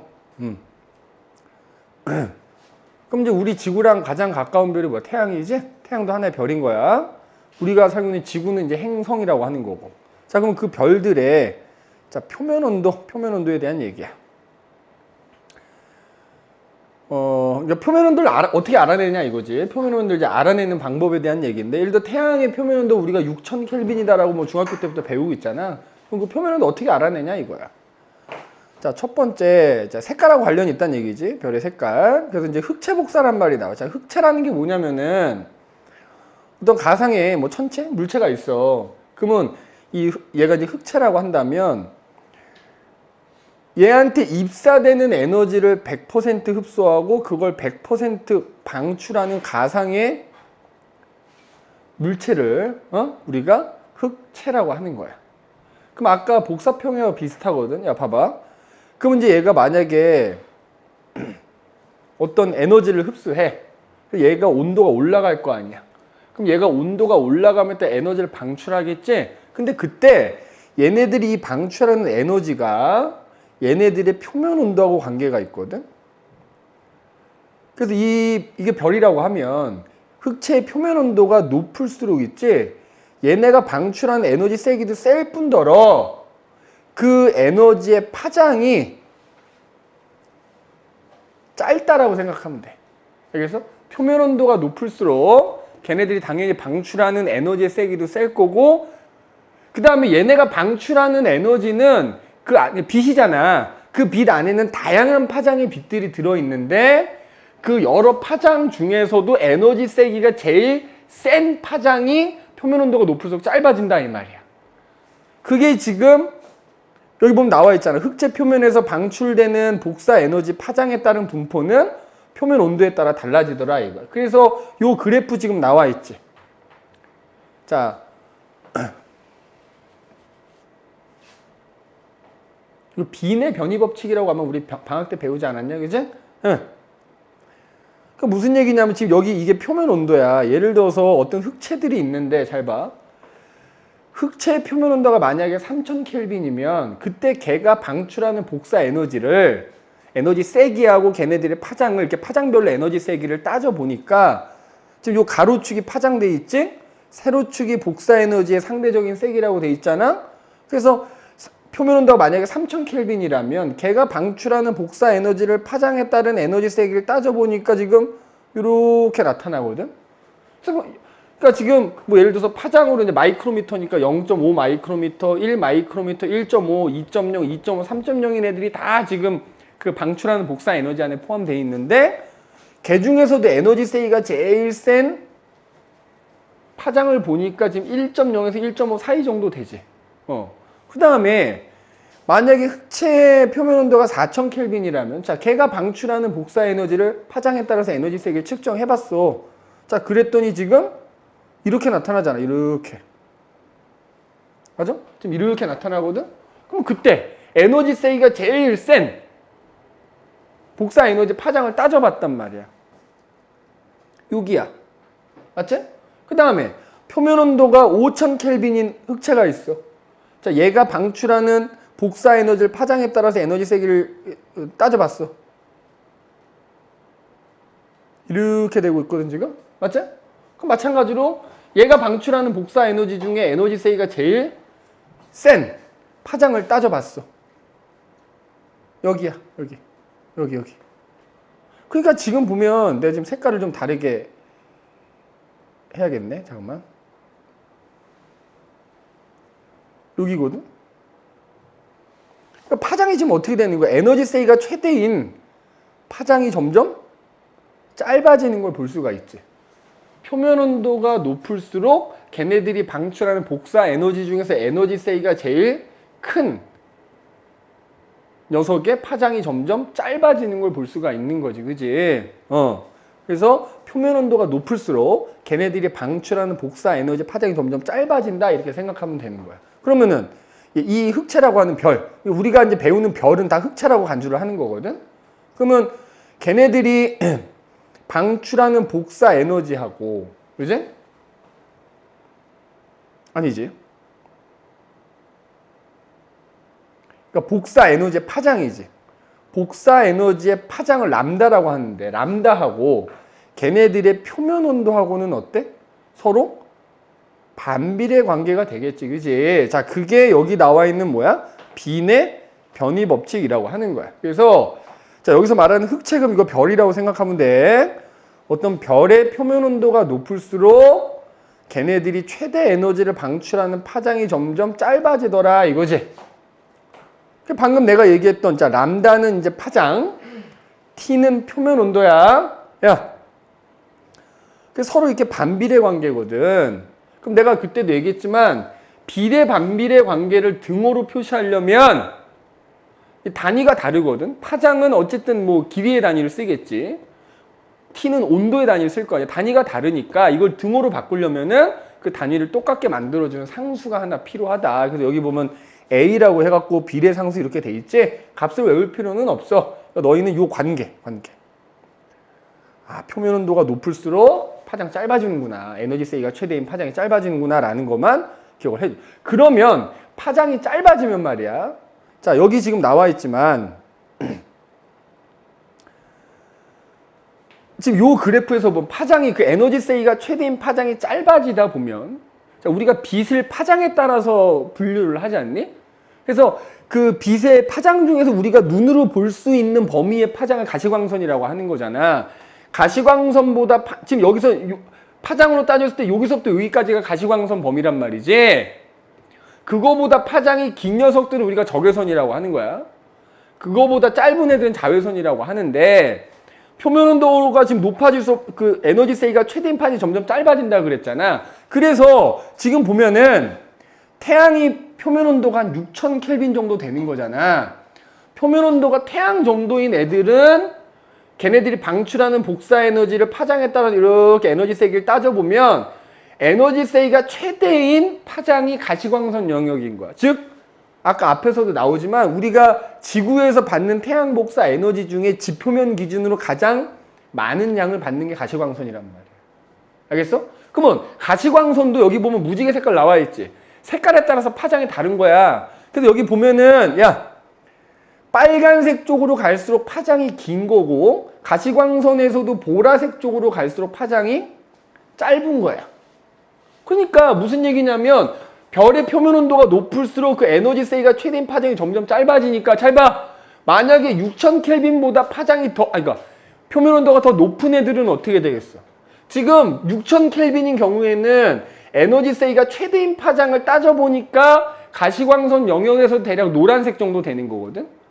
그러면 얘보다 표면 온도가 높은 애들은 에너지 세이가 최대인 파장이 더 짧아지니까 예를 들어서 파란색으로 보이는 놈도 있을 것이고 노란색 보이는 놈도 있을 것이고 만약에 얘보다 표면 온도 낮으면 빨간색 보이는 놈도 이렇게 되겠지. 결국 그 별의 표면 온도에 따라서 뭐야? 걔네들의 색깔이 다르게 보이더라는 거야. 다르게. 그지? 그게 요거야. 별의 표면 온도와 색깔. 그래서 자 표면 온도가 높은 별일수록 최대 에너지를 방출하는 파장이 짧아져서 태양 정도의 표면 온도를 가지면 그지? 모르겠는데 태양보다 좀 낮은 애들도 에너지 세이가 최대인 그 영역이 가시광선 영역이 될 거란 말이지. 그래서 그 중에서도 표면 온도가 높으면 아까 얘기했지. 자 파란색부터 빨간색까지가 있는데 파란색 쪽으로 갈수록 파장이 어떤 거라고? 짧은 거라고. 같은 가시광선에서도 빨간색은 파장이 긴 거다. 빨간색보다 더 긴 건 이제 우리 눈에 안 보이고 그걸 적외선이라 하는 거다 이거지.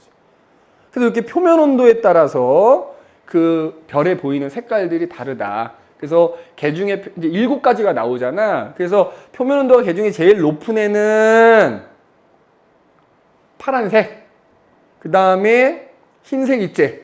그럼 니네 이렇게 중간 징검다리식으로 외워두면 돼. 그럼 봐봐. 얘가 이제 표면 온도가 제일 높은 애거든. 얘보다 조금 낮은 애는 뭐야? 흰색하고 청색의 중간이니까 무슨 색으로 보여? 청백색으로 보이는 거고요. 얘는 청백색. 그지? 여기 청백색 나와 있지? 그 다음에 얘보다 표면 온도가 낮고 얘보다 높은 애는 뭐야? 흰색과 노란색의 중간이니까 황백색으로 보이는 거고. 그 다음에 표면 온도가 제일 낮은 애는 이제 우리 눈에 결국 붉은색으로 보이는 거. 파장이 길기 때문에. 긴 놈이 제일 많이 오기 때문에 그거의 중간은 주황색인 거야. 그래서 이렇게 7가지 색깔이 있는데 그래서 이렇게 표면 온도에 따라서 걔네들의 별에 보이는 색깔이 다르다. 그럼 바꿔 얘기하자면 내가 이 색깔을 알고 있으면 그 색깔에 따라서 표면 온도를 추정해 볼 수 있다는 얘기지. 자, 그 중에서도 우리가 다 외울 수는 없지 않니? 물론 다 외우면 좋아. 뭐 예를 들어서 얘는 25,000 켈빈 이상이고 뭐 이렇게 외우면 좋은데 꼭 외워라 라고 할 수 있는 건 두 가지거든. 자, 요 흰색으로 보이는 애들은 표면 온도가 10,000켈빈이다 생각하시면 되고요. 우리 태양의 표면 온도가 6,000켈빈이라 그랬지? 6,000켈빈 정도 되는 애들은 노란색으로 보인다 이렇게 생각하시면 됩니다. 6,000켈빈 정도. 알겠어? 그래서 이렇게 별의 표면, 그러니까 별의 색깔 가지고 표면 온도를 우리가 알아낼 수 있다. 응? 알아낼 수 있다 하는 얘기야. 그래서 이 두 가지는 좀 꼭 외워라. 흰색으로 보이는 애들은 10,000켈빈. 노란색, 물론 이제 이것도 이제 일정한 범위가 있기는 한데 그냥 노란색은 6,000켈빈 이렇게 두 개 정도는 외워두시는 게 좋을 것 같다 이거야. 알겠지? 자, 그 다음에 보면 이제 마찬가지로 또 표면 온도를 알아내는 방법 중에 색지수라는 게 있어. 또 색지수. 자, 색지수. 자, 그럼 색지수라는 게 뭐냐? 자, 사진으로 촬영한 별의 밝기인 사진 등급과 맨눈으로 본 별의 밝기인 안시 등급. 자, 니네 밝기하고 관련해갖고 이제 등급이라는 게 나오거든. 뒤에 가면 뭐 겉보기 등급이니 절대 등급이 또 설명을 할 텐데, 보통 우리가 밝기를 따질 때 등급을 매겨서 밝기를 따지는 거야. 참고로 어느 등급이든지 숫자로 나타내는데 숫자가 작을수록 밝은 거. 등급 숫자가 작을수록 밝은 거다 생각하시면 됩니다. 그래서 아무튼 사진으로 그러니까 내가 별을 찍어. 근데 사진은 있잖아. 사진으로 촬영할 때 얘네들은 파란색에 민감해. 파란색에 민감해. 알겠어? 그러니까 무슨 얘기냐면 사진으로 별을 찍을 때는 사진기는 파란색을 주로 많이 받아들인단 말이야. 알겠어? 파란색을 많이 받아들여. 그 다음에 자, 맨눈으로 본 별의 밝기는 안시 등급이라. 그러니까 뭐냐면 내가 육안으로 별을 봐. 그래서 내 눈에 보이는 밝기가 있을 거 아니야. 그걸로 등급을 매긴 게 안시 등급이다 생각해도 되거든. 그런데 우리 눈은 사진기에 비해서 노란색 영역을 많이 받아들여. 노란색에 민감해. 그래서 색지수라는 거는 어쨌든 이렇게 사진기로 그러니까 동일한 별이 있으면 사진으로 하나 찍어. 그리고 내가 맨눈으로 봐. 그래서 사진으로 찍은 거 갖고 등급 매기고 눈으로 관찰한 걸로 등급 매긴 다음에 그래서 사진 등급에서 안시 등급을 뺀 값을 우리가 색지수라고 하는 건데 사진 등급을 다른 말로 뭐라고 하냐면 B등급이라고도 표현을 하고요. 안시 등급은 V등급이라고도 표현합니다. 알겠어? 그럼 잘 봐봐. 야, 아까 앞에서 말해. 얘 갖고 한번 얘기해 볼게. 파란색 별이 있어. 그럼 얘는 우리 눈에, 그러니까 가시광선 영역 중에서 파란색이 제일 많이 나오고 있는 애지.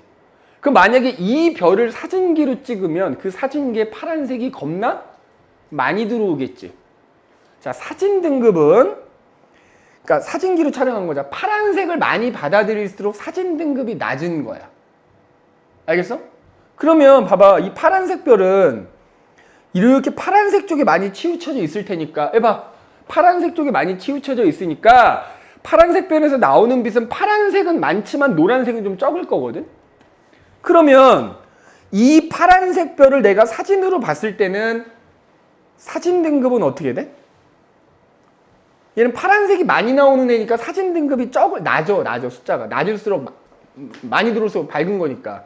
근데 얘는 그러면 여기서 나오는 빛에는 노란색이 별로 없기 때문에 우리 눈으로 볼 땐 노란색이 많이 안 들어오잖아. 그러니까 눈으로 본 걸 안시 등급이라고 한다 그랬잖아. 안시 등급은 큰 거야. 자, 봐. 파란색 별을 가지고 사진 등급과 안시 등급을 매기면 얘는 파란색이 많이 방출되고 있는 애기 때문에 사진 등급은 파란색 따지는 거라 그랬잖아. 사진 등급은 낮고 대신에 파란색이 많다는 얘기는 그만큼 요 그래프 참고하면 되잖아. 파란색이 많다는 얘기는 그만큼 노란색은 어때? 적단 얘기야. 그지? 그러니까 노란색은 내 눈에 조금밖에 안 들어오니까 내 눈으로 매긴 안시 등급은 크다 이 말이지. 그럼 반대로 자 붉은색으로 보이는 애가 있어. 그러면 얘 같은 경우에는 지금 여기 나와 있는 플랑크 곡선이라는 걸 보면 붉은색으로 보인다는 얘기는 에너지 세기가 최대인 게 뭐야? 붉은색이란 얘기거든? 맞아? 그럼 봐봐. 붉은색으로 보이는 별은 붉은색이 제일 많이 오는 거니까 걔 중에 파란색이 제일 적어. 그러니까 만약에 붉은색 별을 가지고 우리가 사진 등급을 매기면 파란색이 되게 조금밖에 안 들어있기 때문에 사진 등급이 굉장히 큰 거야. 대신에 물론 붉은색이 가장 많이 들어있지만 파란색보다는 노란색이 더 많이 들어있거든. 여기 나오는 별빛에는. 그러니까 안시 등급은 낮은 거야. 자, 정리할게. 잘 봐. 그 우리가 색깔 가지고 온도 따진다 그랬잖아. 파란색일수록 온도가 높은 거라 그랬지. 온도가 높은 애들은 사진 등급이 작고 안시 등급이 큰 거야. 표면 온도가 낮은 애들은 사진 등급이 크고 안시 등급이 낮은 거야. 그러면 색지수는 뭐에서 못 뺀 거라고? 사진 등급에서 안시 등급 뺀 거라고. 그럼 자 봐봐. 파란색은 사진 등급에서 안시 등급을 빼면 작은 값에서 큰 값을 뺀 거니까 플러스가 나와, 마이너스가 나와? 마이너스가 나온다는 거야. 자, 붉은색 별을 봐봐. 걔 중에 표면 온도 제일 낮은 애지? 사진 등급에서 안시 등급을 뺀 게 색지수라 그랬어. 큰 값에서 작은 값을 뺀 거니까 뭐가 나와? 플러스 값이 나온다고 이게. 자, 여기 되돌아와서 정리합시다. 그래서 색지수라는 것은 방금 얘기한 것처럼 사진 등급에서 안시 등급을 뺀 거다. 그래서 방금 선생님이 위에 그림에 써놨던 파란색 별과 같이 표면 온도가 높은 고온의 별은 어떻다고? 사진 등급은 낮고 작고 안시 등급은 크기 때문에 빼면 이 값이 마이너스가 나온다. 여기 지금 나와 있지. 그 다음에 빨간색 별처럼 온도가 매우 표면 온도가 낮은 애들은 사진 등급은 크다. 파란색이 적기 때문에 적을수록 큰 거야. 대신에 안시 등급은 낮다. 이렇게 빼면 이 값이 플러스 값이 나온다 이거지. 그러면 그런 애들도 있겠지. 사진 등급 따지고 안시 등급 따졌는데 쉽게 말하면 파란색하고 노란색이 비슷한 비율로 오는 애들이 있을 거 아니에요. 그러면 걔네들은 사진 등급에서 그러니까 사진 등급하고 안시 등급이 같은 별도 있을 거 아니야. 그지? 그럼 걔네들은 이거를 뺀 값이 얼마가 나오겠어? 0 나오겠지? 색지수가 0인 별도 있을 거 아니야. 자, 얘네들이 표면 온도가 10,000켈빈이야, 10,000켈빈. 아까 얘기했던 뭘로 보이는 애들? 흰색으로 보이는 애들. 요거 꼭 외워놔. 흰색으로 보이는 표면 온도가 10,000켈빈인 별은 사진 등급이 그러니까 색지수가 0입니다. 그러니까 자, 여기서 말하는 고온이라 그러면 뭐야? 10,000켈빈보다 높다라는 거고 10,000켈빈보다 낮다라는 거지. 자, 그럼 봐봐. 마이너스 값이 작으면 작을수록 온도가 더 높은 거고요. 플러스 값이 크면 클수록 온도가 더 낮은 거라 생각하면 되는 거야. 알겠니? 그러니까 내가 색지수를 알면 대략적인 표면 온도 알 수 있는 거지. 색지수가 마이너스냐 플러스냐 아니면 0이냐에 따라서 표면 온도가 또 다른 거니까. 그래서 여기 보면 나와 있지? 여기 써놨다. 그래서 봐. 해봐. 표면 온도가 10,000켈빈이 흰색 별은 사진 등급과 안시 등급이 같아서 색지수가 0이 나온다. 알겠니? 그래서 색지수가 마이너스가 나오는 애들은 10,000켈빈보다 표면 온도가 높다라고 생각하면 되는 거고 색지수가 플러스가 나오면 표면 온도가 10,000켈빈보다 높다라고 생각하시면 됩니다. 알겠어? 자, 그러면 사진 등급을 다른 말로 B등급이라고도 한다 그랬고 안시 등급을 V등급으로 간주하면 되거든? 자, 그게 여기서 나오는 거야. 자, 이거 봐봐. 색지수를 따질 때 UVB 필터를 이용해서 색지수를 따진대. 자, 무슨 얘기냐? 말 그대로 필터야. 빛을 통과시키는 필터야. 자, 여기서 U 이거 뭐겠어? 승민아, 이거 뭐겠니?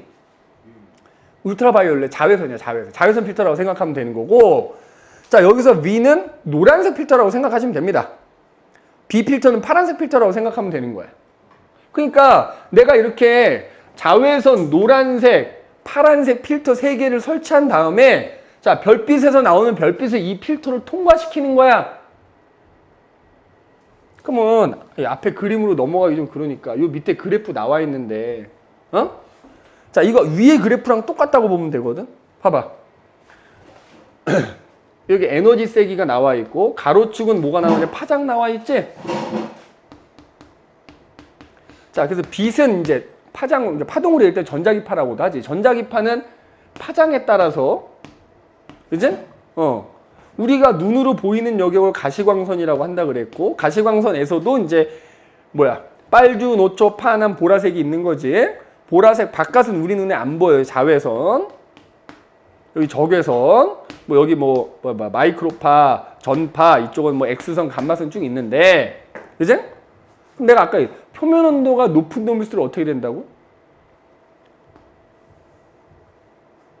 표면 온도가 높은 놈일수록 에너지 세기도 세고 에너지 세기가 최대인 파장이 짧다 그랬잖아.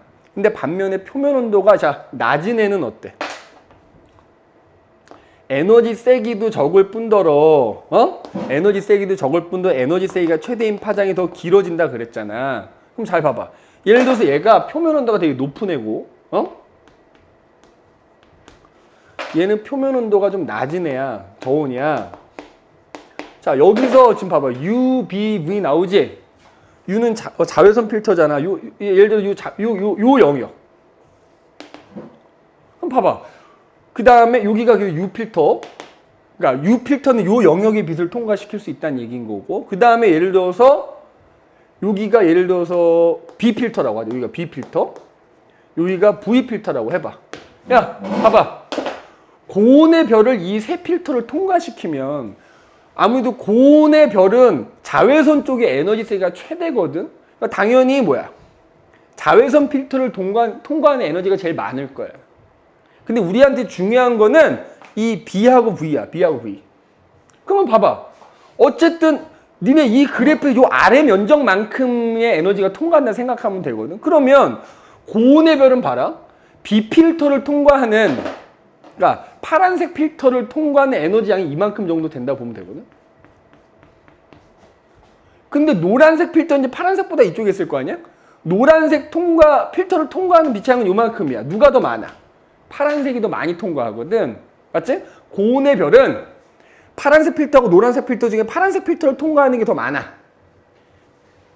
그지? 그래서 아까 얘기했잖아. 이게 파란색 필터니까 얘 사진 등급이라고 생각하면 된다니까.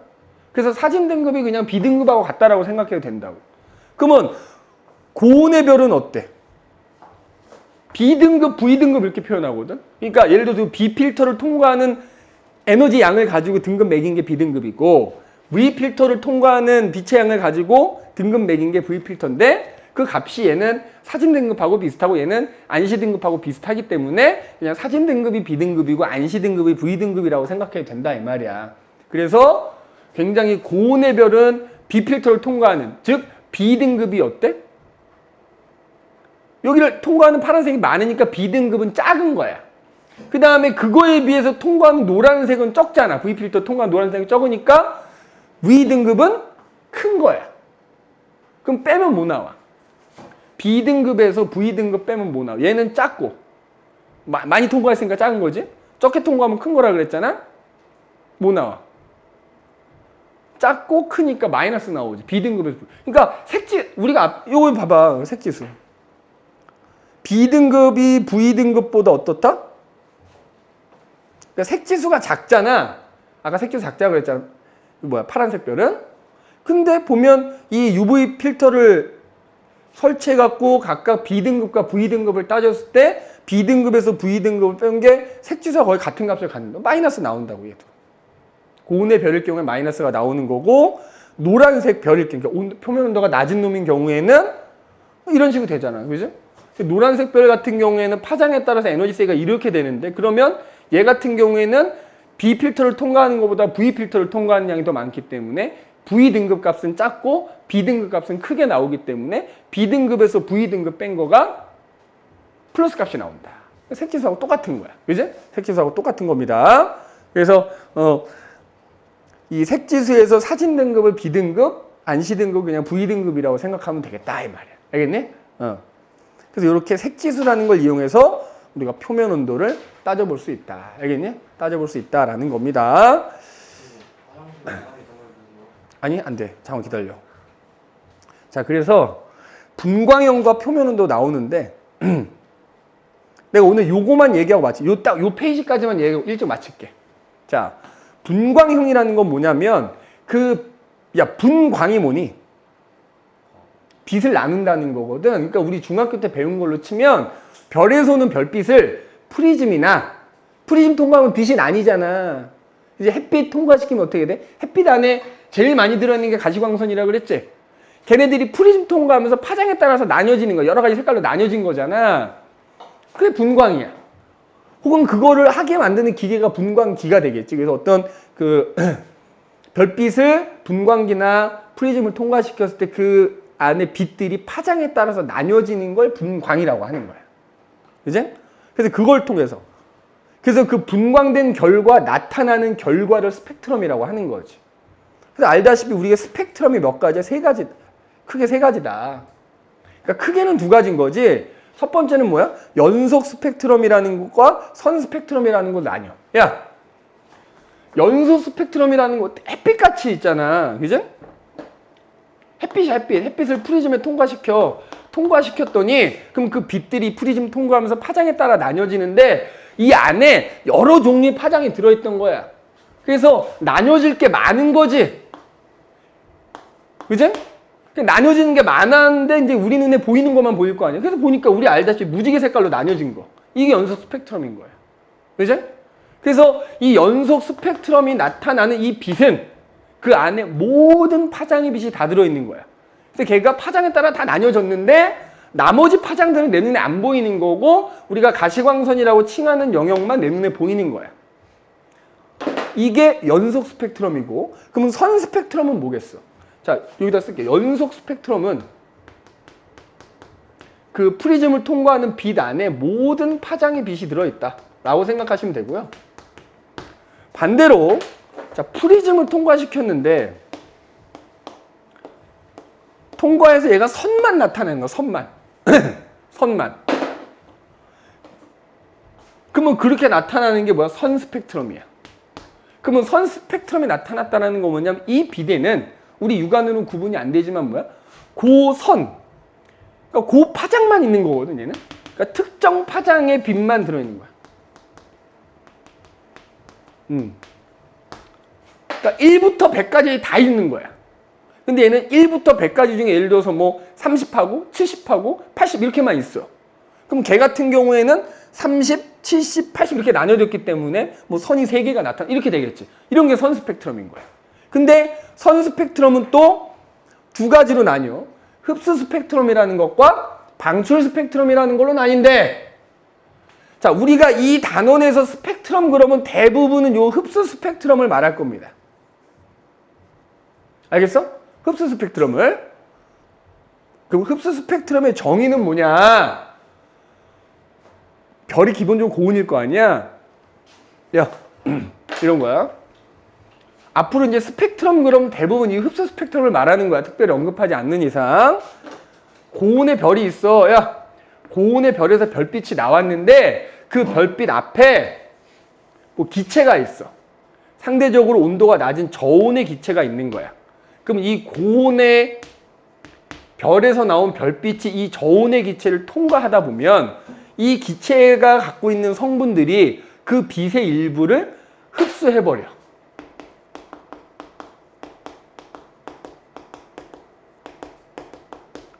그러니까 그 빛의 파장 중에 일부를 흡수한단 말이야. 그러니까 야, 여기서 나올 때는 1부터 100까지 다 있었어, 파장이.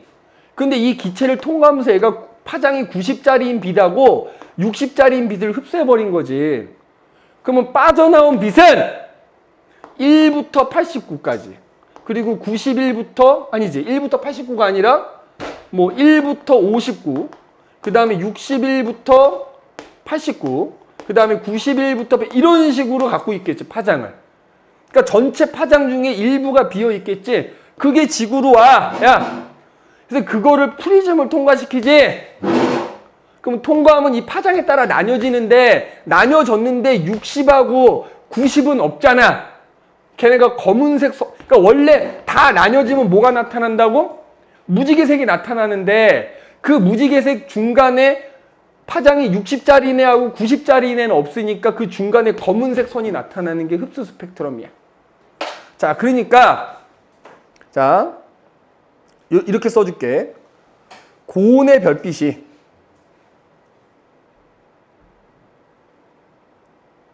저온의 기체를 통과할 때 나타나는 거야. 승민이 너도 써놔. 그래서 그 저온을 통과가 아니라 저온의 기체.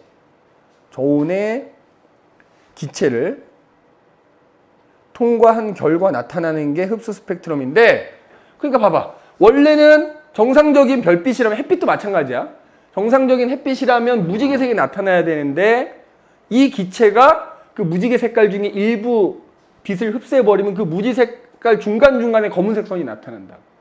그러니까 더 쉽게 얘기해 줄까? 흡수 스펙트럼은 따지면 이거야, 이거. 무지개색 바탕에 그 중간중간에 검은색 선이 나타나는 거야, 검은색 선. 알겠니? 이게 흡수 스펙트럼이라고 생각하면 되고, 앞으로 언급될 스펙트럼은 다 흡수 스펙트럼이다 이렇게 보시면 됩니다. 그러면 방출 스펙트럼은 뭔 거야? 자, 반대로 이거지. 예. 마찬가지 여기 기체가 있어. 빛이 통과해. 그럼 얘가 흡수한다 그랬지? 흡수하고 이 빛은 갔는데, 이 흡수한 기체가 얘가 그 흡수한 것 때문에 빛을 방출하거든. 그 빛이, 그 빛을 프리즘 통과시키는 거야. 그럼 봐봐. 만약 이 기체가 이 별빛이 이렇게 왔을 때 마찬가지로 그 별빛이 파장이 1부터 100까지가 다 있는데 이 기체가 60하고 90짜리를 흡수했다고 치자고. 그럼 그것 때문에 이 기체가 가열돼. 그래서 걔가 빛을 방출하잖아. 그럼 얘는 방출할 때 60짜리하고 90짜리 파장을 갖는 빛만 방출하는 거야. 그러면 그 빛이 프리즘을 통과하면 어떻게 되겠어? 나머지는 없는 거거든. 얘는 전체 중에 60하고 90만 빠져 있다면 얘는 1부터 100 중에 60하고 90만 있는 거야. 그러면 원래 여기 무지개색이 나타나야 되는 자리에 아무것도 없어. 검은색인데 60하고 90, 파장이 60하고 90에 해당되는 애들만 선으로 딱 나타나니까 얘는 검은색 바탕에 밝은 선이 나타나. 이게 방출 스펙트럼이야. 그래서 얘는 검은색 바탕에 밝은 선이 나타난다. 그래서 선 스펙트럼 이렇게 크게 두 가지다. 흡수와 방출이 있는데 그 중에서 대부분은 흡수를 뜻한다. 일단 오늘은 여기까지만 얘기할게요. 오늘 알겠지?